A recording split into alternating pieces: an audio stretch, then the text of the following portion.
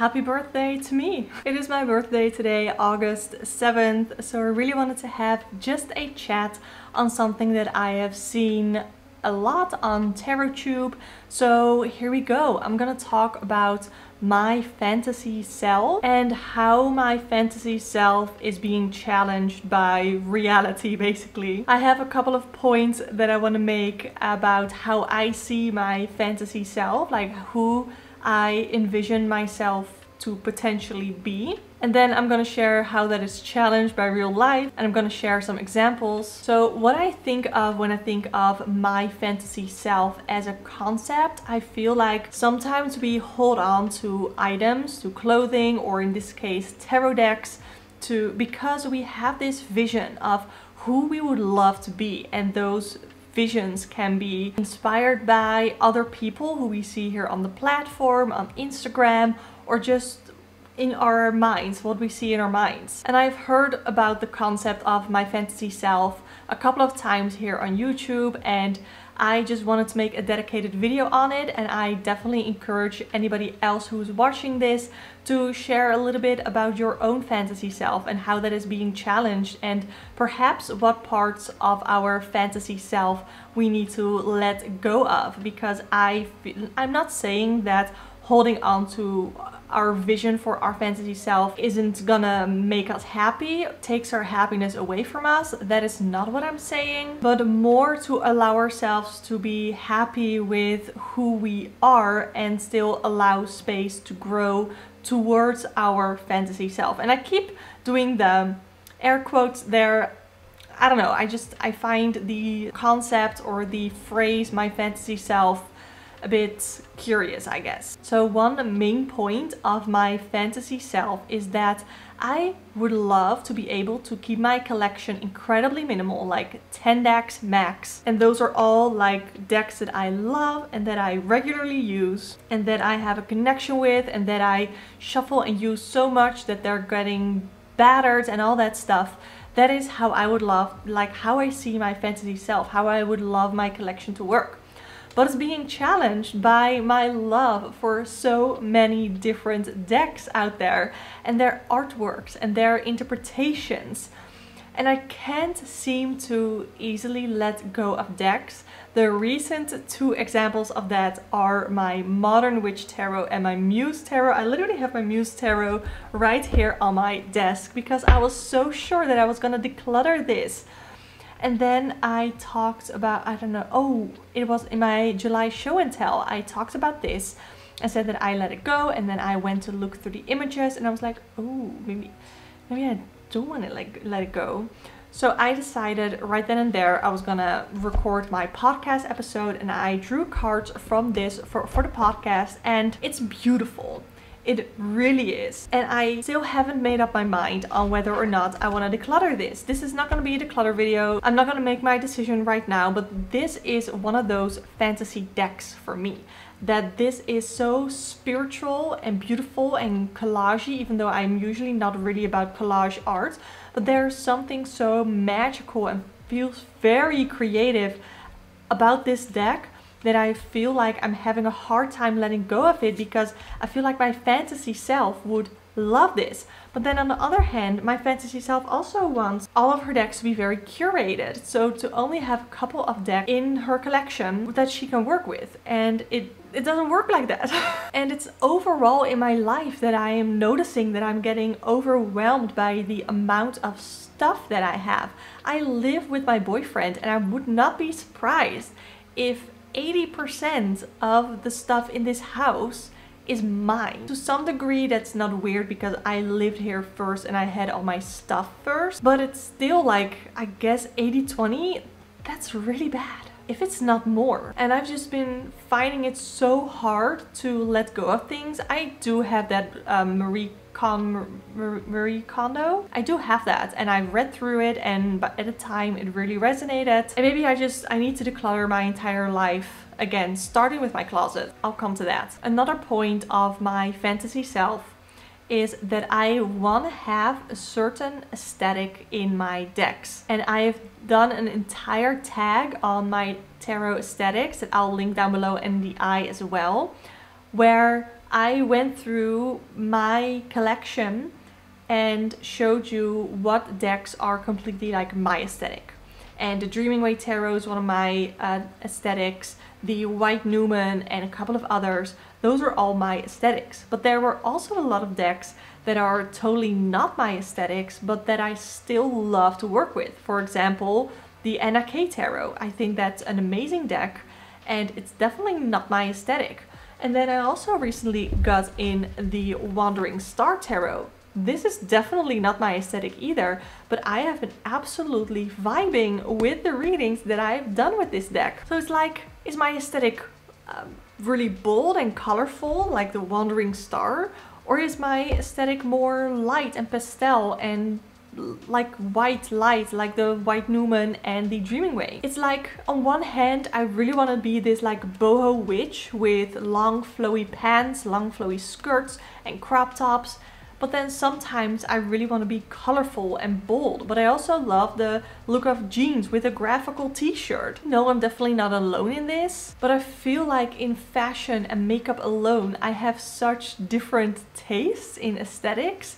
And it's the same for aesthetics in decks. And on the other hand, I feel like it's super shallow to only want decks in a certain aesthetics. But that is like how I envision my fantasy self to be, like I said, that boho witch with the flowy skirts and the crop tops and then the light tarot decks. For some reason I feel like that's such a vibe, and I definitely see myself being able to do that. But then I also am like, then I would be suppressing the part of me that loves color. I have this vibrant red dress that I absolutely love and that I would still love to wear, which I couldn't do if I was like this flowy boho witch, you know? I know it's strange, just this is my brain being weird. And then another thing of my fantasy self, which is more, I guess, career related. First of all, I would love to be able to make a living out of my tarot readings and out of content creation. I absolutely adore creating videos and doing readings for people. It truly has become my passion over the last 2 years since I started reading tarot, which it's so weird that I've only been reading tarot for 2 years, but it's already such a big part of my life, and I feel like I've grown so much in it, and I definitely have something to share with you all. I absolutely do believe that. And my fantasy self really wants to share a lot more readings here on YouTube, but also on Twitch, on TikTok, Instagram, just to share as much guidance as possible. But that's being challenged by just not having enough time to film, because I don't have my own space like that. I have everything set up on my desk right now, and after I'm done filming I have to take everything down again, because this is literally in the middle of my living room, and I have a boyfriend that I live with. We only live in a 1-bedroom apartment, so we have pretty much zero space. But my fantasy self has like an entire office to film and create content, to make videos. And I literally have an entire vision of how I would decorate that office, like how I would set it up. I know exactly what furniture I want to get, what tech I want to get, up to what artwork and plants I want to get. Like I said, right now we're living in a 1-bedroom apartment, but hopefully starting in October we can start to look at houses to buy, because the housing market is sort of starting to calm down and cool off a little bit. And that's also when both of us have our contract signed for our job. Overall, I could make like an entire mood board on how I see my fantasy self, you know, the person who I would love to be. But she is not a practical person for me to be in my life right now. Like I said, I have a job. I am gonna start being a 4th grade teacher after the summer. And I cannot make my living off of readings only, because I am not at that point in my career yet, in my YouTube journey yet. But also, if I was, then I would have to juggle a full-time like content creation job with my teaching job, and that balance doesn't work. There are parts of my fantasy self that definitely could come true, but some are not, and I think that I just have to learn to be okay with that. So let me now walk you through a couple of my fantasy self decks. In no particular order, this is the Tarot of Mystical Moments. I love the aesthetics of this deck. I When it comes to the decks, I don't care about being shallow, about superficial on the looks of the deck, because I am a very visual reader and the image has to click with me in order for me to be able to read with it. So this is a gorgeous deck. This gives me very much like Neptune, Pisces energy. I really, really like it. It's very dreamy. It's called Tarot of Mystical Moments. And my fantasy self uses this deck for dream work, like figuring out what your dreams mean, but also on manifesting. I could definitely see my fantasy self using this. Have I picked this deck up? Like the real me, have I picked this deck up yet for any readings? No. And this is such a fantasy deck because it's beautiful. It has the gilded edges, the artwork, like I said, is gorgeous, but for some reason I have not worked with this yet. Another fantasy self deck is my Wildwood Tarot. This is also so stunning. Like my fantasy self will do like a deck study with this to completely understand the concept behind this deck, because it's quite different from the standard RWS. And the aesthetics are beautiful, and my fantasy self would also mod this, but I could never. And have I picked this deck up yet to do a reading for myself? No, because I still have to do the deck study. I also want to edge it in dark green.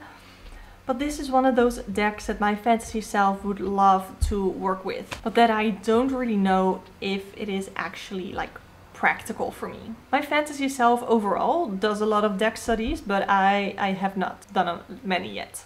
Another fantasy self deck is the White Newman. I love the look of this, and it was in the month of January that I used this deck a lot, but I pulled it out for a client reading in February, I think, and that reading was totally not resonating with me, so I had to pick another deck and do the reading over. So since then I haven't really picked it up yet, or again, but it looks so pretty and it's definitely my aesthetics, and it's definitely like a fantasy self deck of mine.